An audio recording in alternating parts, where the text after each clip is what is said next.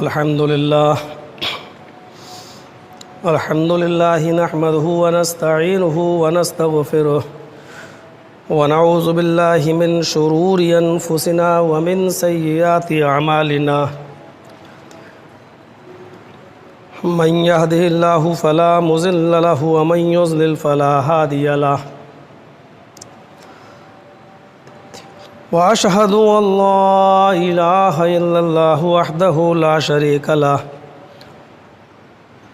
وأشهد أن محمدًا عبده ورسوله أما بعد فإن خير الحديث كتاب الله وخير الهدي هدي محمد صلى الله عليه وسلم وشر الأمور محدثاتها وكل محدثة بدعة وكل بدعة ضلالة وكل ضلالة في النار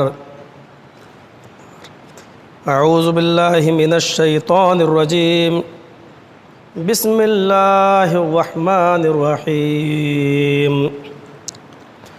قل إن الموت الذي تفرون منه فإنه ملاقيكم ثم تردون إلى عالم الغيب والشهادة فينبئكم بما كنتم تعملون رب اشرح لي صدري ويسر لي أمري واحلل عقدة من لساني يفقهوا قولي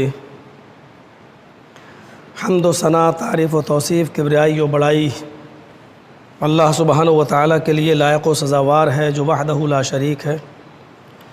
درود و سلام کے بے شمار پھولوں کی بارش ہو تمام پیغمبروں پر اور بالخصوص رحمت للعالمین جناب محمد رسول اللہ صلی اللہ علیہ وسلم کی ذات گرامی پر اللہم صلی وسلم وبارک علیہ۔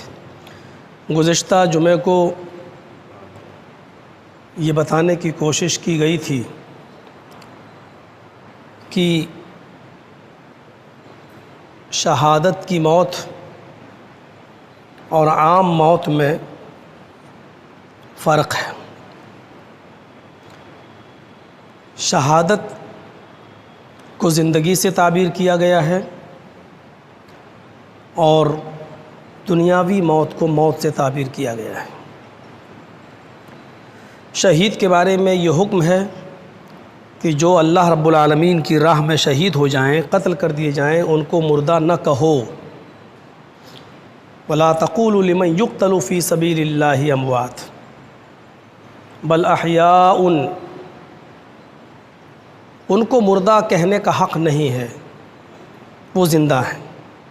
لیکن آگے اللہ تبارک و تعالیٰ نے یہ فرما دیا وَلَٰكِن لَا تَشْعُرُونَ، ان کی زندگی کا شعور تمہیں نہیں ہے، بس ہمیں یہ ماننا ہے کہ وہ زندہ ہیں۔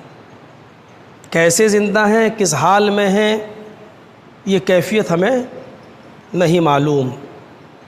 جیسے ہمارا یقین ہے کہ فرشتے ہیں،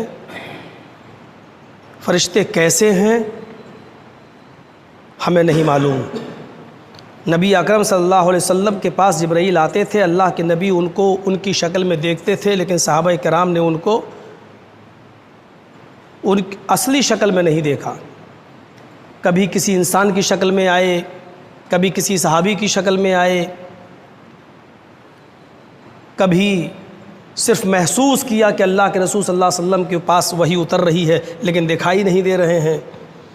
کبھی وحی آتی تھی گھنٹی کے بجنے کی طرح، ٹن ٹن کی آواز ہوتی تھی۔ کبھی محسوس ہوتا تھا کہ نبی اکرم صلی اللہ علیہ وسلم کی پیشانی پر پسینہ آ جاتا تھا، سخت سردی میں بھی آپ کی ماتھے سے، آپ کی پیشانی سے پسینہ نکل آتا تھا، تو یہ اس بات کی علامت ہوتی تھی کہ اللہ کے رسول صلی اللہ علیہ وسلم پر وحی نازل ہو رہی ہے، اور جبرائیل دکھائی نہیں دیتے تھے، لیکن ہمیں ماننا ہے۔ میں نے یہ بھی اشارہ کیا تھا پچھلے جمعے میں کہ ابھی لاک ڈاؤن جب سے چلا ہے، ان دنوں میں ہمیں پتہ نہیں ہو پا رہا ہے اور ہماری جماعت کے کتنے بڑے بڑے عالم اس دنیا سے چل بسے۔ شیخ صلاح الدین یوسف، جن کو اس وقت ممبر پہ کھڑے ہو کر رحمت اللہ علیہ کہتے ہوئے زبان لرز رہی ہے، کہ جن کے بارے میں کل تک پڑھا جاتا تھا اور کہا جاتا تھا حافظ اللہ علیہ، اللہ ان کی حفاظت فرمائے، آج ان کے نام کے آگے لگانا پڑ رہا ہے رحمت اللہ علیہ، اللہ ان کی مغفرت فرمائے، ان پر رحمت فرمائے۔ قرآن کریم کی تفسیر لکھنے والے، خلافت و ملوکیت کی شرعی حیثیت نام کی کتاب لکھنے والے، جنہوں نے صحابہ کرام کا ایک مقام پوری دنیا کے سامنے واضح کیا ہے کہ ان کا مقام و مرتبہ کیا ہے، آج وہ ہمارے درمیان نہیں ہے۔ ضیاء الرحمن اعظمی، جن کے بارے میں ہم نے بتایا تھا کہ اعظم گڑھ کے اندر پیدا ہوئے، 14 سال کی عمر میں اسلام لائے، پرانا نام باقر رام تھا۔ اسلام لانے کے بعد انہوں نے مطالعہ کیا اور اس کے بعد پھر وہ عمرہ آباد پڑھنے گئے مدراس، اور وہاں سے پھر وہ مدینہ یونیورسٹی پڑھے، اور پھر وہاں سے مصر پڑھنے گئے، اور وہاں کی مصر پڑھنے کے بعد پھر مدینہ یونیورسٹی کے ذمہ دار بنے اور وہاں پڑھانے لگے، پروفیسر بنے، مسجد نبوی کے ذمہ دار بنائے گئے، اور پھر ان کا بھی انتقال ہوا، جنہوں نے سینکڑوں کتابیں چھوڑی۔ اپنی مرکزی جمعیت اہل حدیث کے نائب ناظم جو سابق رہ چکے مولانا مقیم فیضی آج اس دنیا میں نہیں ہیں۔ جھنڈا نگر میں ہمارے استاذ مولانا عبد المنان سلفی آج وہ اس دنیا میں نہیں۔ یہ زمین کھا گئی آسماں کیسے کیسے، ہر مرنے والا یہ میسیج دے کے جا رہا ہے کہ ہمارا سفر پورا ہے۔ جس زندگی کی ٹرین پر آپ بیٹھے ہوئے ہو، آپ کا بھی سفر وہیں پر ختم ہوگا۔ قُلْ إِنَّ الْمَوْتَ الَّذِي تَفِرُّونَ مِنْهُ فَإِنَّهُ مُلَاقِيكُمْ۔ اے محمد صلی اللہ علیہ وسلم، آپ اناؤنسمنٹ کر دو، دنیا والوں کو بتا دو کہ جس موت سے تم بھاگ رہے ہو، جس موت سے تم پیچھا چھڑا رہے ہو، کبھی علاج کے لیے، کبھی ICU میں جاتے ہو، کبھی آگرہ بھاگتے ہو، کبھی گاڑیاں بک کر کے علاج کے لیے جاتے ہو، موت سے بچنا چاہتے ہو، اے محمد صلی اللہ علیہ وسلم آپ اعلان کر دو، ان الموت الذی تفرون منہ، جس موت سے تم بھاگ رہے ہو، فإنہ ملاقیکم، وہ موت تو تم سے ملاقات کرنے کے لیے تمہارے پیچھے پیچھے دوڑ رہی ہے۔ ملاقیکم، ملاقات کیا ہوتی ہے؟ اچھا آپ کے دوست بمبئی میں ہیں، میرا سلام کہہ دینا، یہ ملاقات نہیں ہے۔ ملاقات یہ ہے السلام علیکم، وعلیکم السلام، آپ نے مجھ سے ہاتھ ملایا، میں نے آپ سے مصافحہ کیا، آپ نے مجھے دیکھا، میں نے آپ کو دیکھا، یہ ملاقات، آنکھوں میں آنکھیں ڈالنے کو ملاقات کہتے ہیں۔ اب صحیح ترجمہ اس آیت کا کرو، فَإِنَّهُ مُلَاقِيكُمْ، جس موت سے تم بھاگ رہے ہو، وہ موت تو تمہاری آنکھوں میں آنکھیں ڈالے ہوئے ہے، وہ موت تو تمہارے سامنے کھڑی ہے، اس موت سے تم چھٹکارا نہیں پا سکتے ہو، وہ موت تو تمہیں ہر حال میں آ کر رہے گی۔ حقیقت ہے، دنیا کتنی ترقی کر لے، اور دیکھ رہے ہیں ہم ترقی کی، لیکن آج تک اس دنیا نے، سائنس نے ہزاروں معاملات کی ترقی کی ہے، انترکش پر ہو آیا ہے، چاند تک کا سفر کر لیا ہے، انترکش پر جا چکا ہے، چاند پر اپنا جھنڈا لہرا دیا ہے، کئی دن کا سفر آسمان میں اور خلاؤں میں کیا جانے لگا ہے، سمندر میں پڑی ہوئی سوئی کو 24 گھنٹے کے اندر تلاش کر لیا جاتا ہے،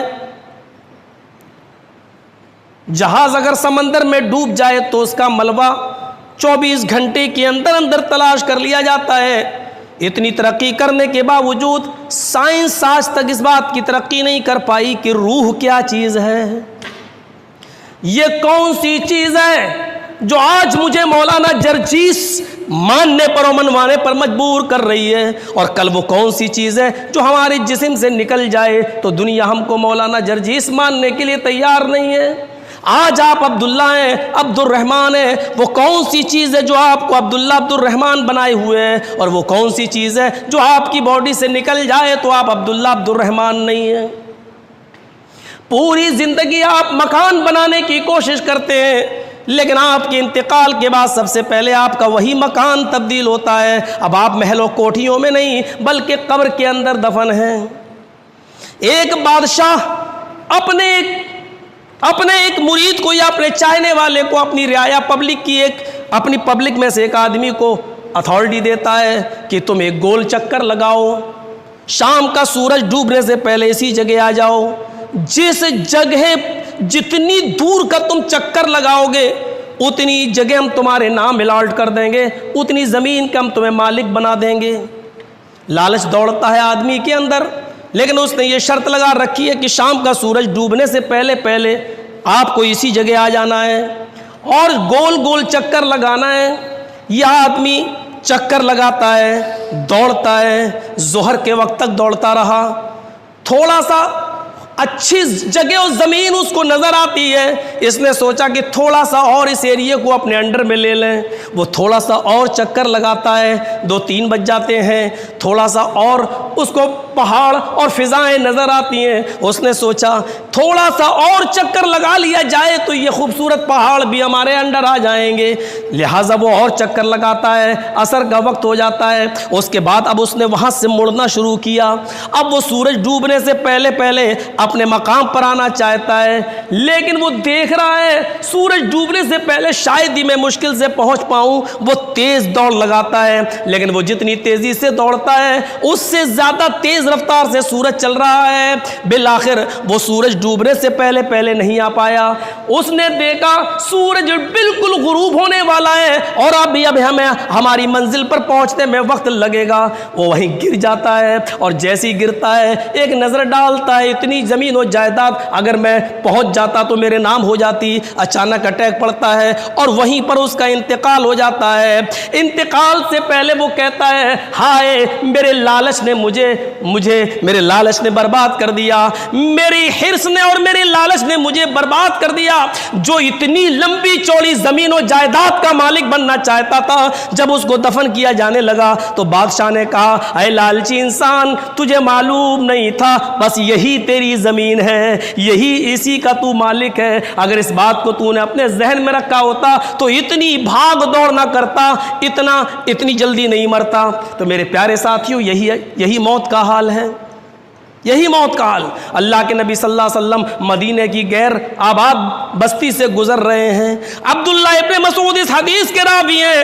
اللہ کے رسول صلی اللہ علیہ وسلم غیر آباد بستی سے گزر رہے ہیں، یہودیوں کی بستی نظر آتی ہے۔ ایک یہودی آتا ہے اور اللہ کے نبی صلی اللہ علیہ وسلم سے سوال کرتا ہے اے اللہ کے رسول مجھے بتائیے کہ روح کیا چیز ہے؟ یسألونک عن الروح، اے محمد صلی اللہ علیہ وسلم آپ ہمیں اتنا بتائیے روح کیا ہے؟ آپ اللہ کے رسول ہیں، آپ نبی ہیں، اپنے آپ کو نبی منواتے ہیں، پوری دنیا کو کہتے ہیں کہ میں اللہ کا رسول ہوں۔ اگر آپ اللہ کے رسول ہیں تو بتائیے روح کیا چیز ہے؟ اس نے سوال بھی بڑا پیچیدہ کیا۔ فوراً اللہ کے نبی پر جبرائیل نازل ہوتے ہیں، قرآن کی آیت نازل ہوتی ہے اسی جگہ پر، یسألونک عن الروح قل الروح من امر ربی۔ اے محمد صلی اللہ علیہ وسلم یہ یہودی آپ سے پوچھ رہے ہیں کہ روح کے متعلق روح کیا ہے، ان سے کہہ دو الروح من امر ربی، روح صرف میرے رب کا حکم ہے، اس کے علاوہ مجھے کچھ پتہ نہیں ہے۔ قل الروح من امر ربی، اس روح کے بارے میں اتنا جانتا ہوں کہ یہ میرے رب کا حکم ہے۔ وَمَا أُوتُوا الْعِلْمَ إِلَّا قَلِيلًا، اس روح کے بارے میں تمہیں بہت کم علم ہے، اس روح کے بارے میں تمہیں بہت کم جانکاری ہے۔ حقیقت ہے قرآن کی آیت 1431-32 سال پہلے نازل ہوئی، 1431-32 سال کے بعد آج بھی روح کے بارے میں کوئی معلومات حاصل نہیں کر سکا۔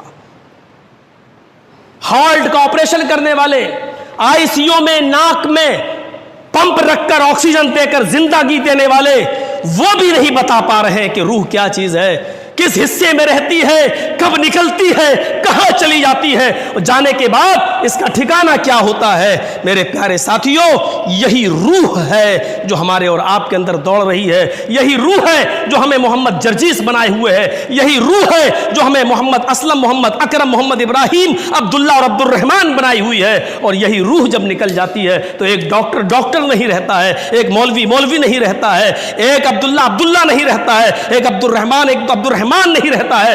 اس کے بعد جو چیز رہتی ہے وہ یہ ہے فَمَن يَعْمَلْ مِثْقَالَ ذَرَّةٍ خَيْرًا يَرَهُ وَمَن يَعْمَلْ مِثْقَالَ ذَرَّةٍ شَرًّا يَرَهُ۔ اب تو جو لے کر گیا ہے ذرہ برابر نیکی بھی اگر تو نے کی ہے تو تو اس کو بھی اپنے نامہ اعمال میں دیکھ لے گا، ذرہ برابر برائی بھی اگر تو نے کی ہے تو اس کا بھی انتظار کر، وہ رزلٹ بھی تیرے ہاتھ میں آنے والا ہے۔ اس کے علاوہ تیری حیثیت کچھ نہیں ہے۔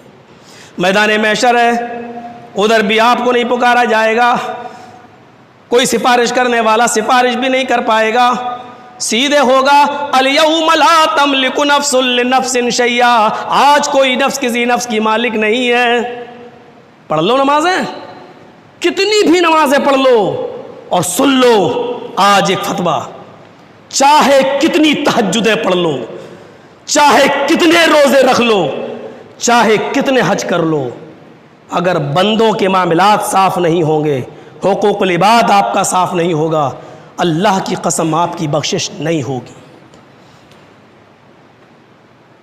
حقوق العباد اللہ کسی بھی صورت میں معاف نہیں کرے گا۔ حقوق العباد میں آپ کی اپنی اولاد بھی شامل ہے۔ بہت آسان ہے یہ کہہ دینا کہ میرے 4 بیٹے ہیں، ایک بیٹے کا میری زندگی میں انتقال ہو گیا ہے تو اب اس کا حصہ چلا گیا۔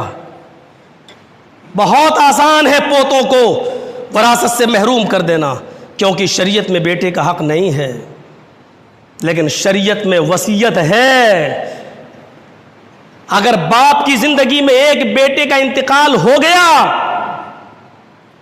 اور باپ کی زندگی میں اس کے پوتے موجود ہیں اور باپ کے پاس 3 ایکڑ زمین ہے تو 1 ایکڑ زمین کی وصیت کر سکتا ہے۔ اپنی پراپرٹی، اپنی زمین و جائیداد میں 1/3 میں وصیت کرنے کا پاور باپ کو ہے، اور یہ اس کو کرنا پڑے گا پوتوں کے لیے۔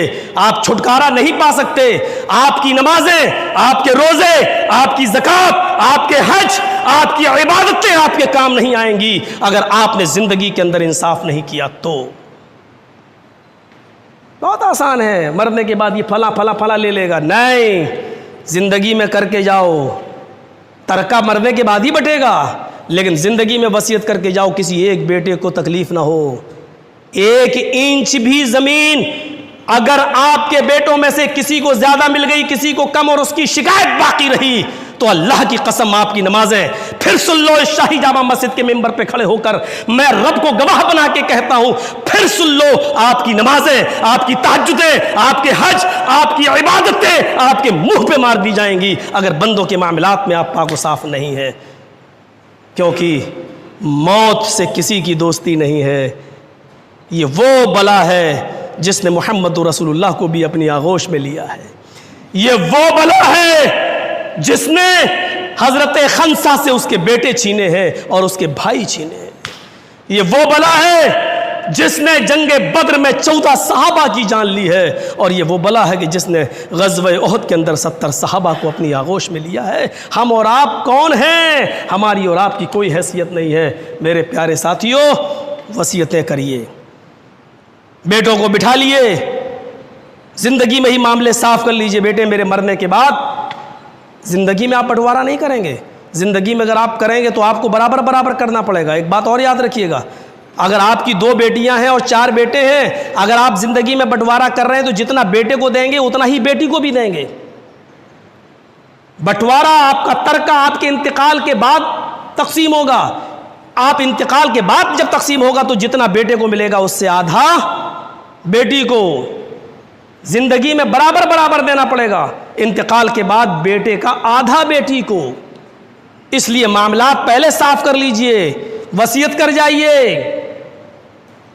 سب کو دفن ہونا ہے۔ دفن کا طریقہ بھی میرے بھائیوں، میں نے اٹاوے کی سرزمین پر جو دیکھ رہا ہوں صحیح نہیں ہے۔ شریعت کے اندر پورے داخل ہو جائیے۔ ہم اور آپ نہیں سمجھتے جہاں قبر کھدی ہوئی ہے وہیں پر ہم میت کی چارپائی کو رکھ دیتے ہیں اور اس طریقے سے اٹھا کے میت کو قبر میں اتارتے ہیں، بالکل غلط۔ چارپائی آپ، جیسے میں یہاں ہوں تو میرے داہنی طرف کھڑی ہوگی، یہاں آپ کو دفن کرنا ہے، قبر یہ ہے، چارپائی آپ میت کی وہاں رکھیں گے ایسے۔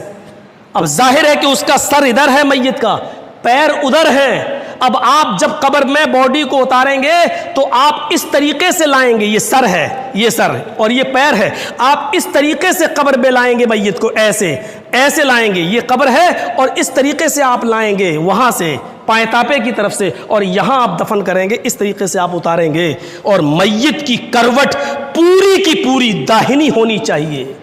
ہم آپ چت لٹا دیتے ہیں، چت، اور اس کا سر ہم قبلے کی طرف کر دیتے ہیں، جو انتہائی غلط طریقہ ہے۔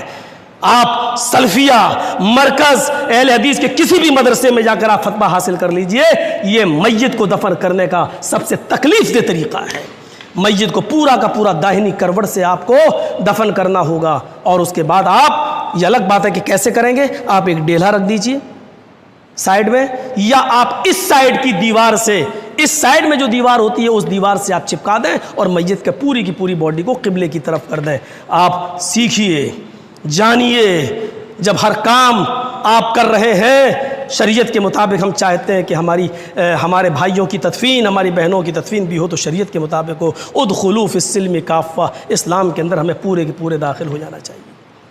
اللہ تعالیٰ سے دعا ہے کہ بار الہ ہمیں شریعت کے مطابق چلنے کی توفیق عطا فرما۔ بار الہ ہم تمام مسلمانوں کو اپنے آپسی معاملات کو دنیا میں حل کرنے کی توفیق عطا فرما۔ اللہ اگر کوئی کسی سے ناراض ہے تو اللہ ہمیں دنیا میں اپنے گلے شکوے دور کر کے ایک دوسرے کو نظر انداز کرنے کی توفیق عطا فرما۔